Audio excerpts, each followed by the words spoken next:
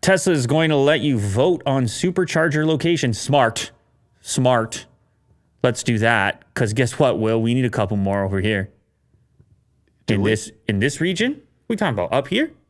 Is it? Is it that bad? I mean, it's not that bad, I guess. There's probably plenty of people that can complain more than we can. But anyway, I was just saying, everybody... Maybe downtown. Well, no, I mean, listen, they can do it based on...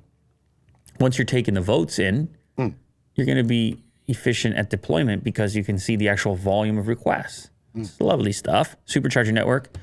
U.S. and Canada. Automaker operates the largest fast charging network in the world. It's rapidly expanding, expected to ramp up. Yeah, well...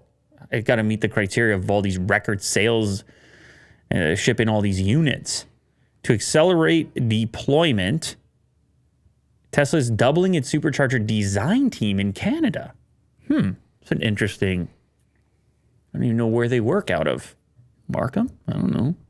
Now Tesla's announced it will start letting people vote on Supercharger locations. Supercharger voting coming soon. Reply with location suggestions. Replies with the most likes will be included in the poll. Wow.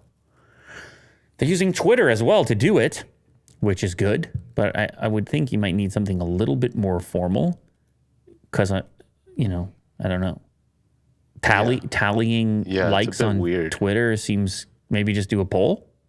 Maybe. Oh, or there is a poll. Where is the poll? This tweet doesn't show the poll. Maybe it came after. Maybe I'm getting carried away here. Anyway, there's a lot of votes already in the thread there. And what better way to figure it out is you go ahead and see where those blind spots are as far as charging is concerned from people who do trips in different regions and so forth.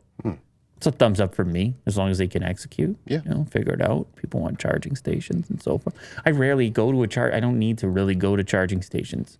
My lifestyle, it doesn't happen that often. So it doesn't really affect me that much. Because you got the range.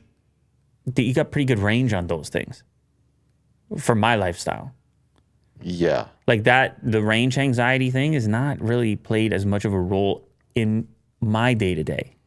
Maybe on like long trips. Yeah. Well, listen, here's the problem. Don't take any of my advice because if I go on a long trip, I don't take an electric car. So, yeah. I don't take the electric car on long trips if that's the daily commuter type scenario.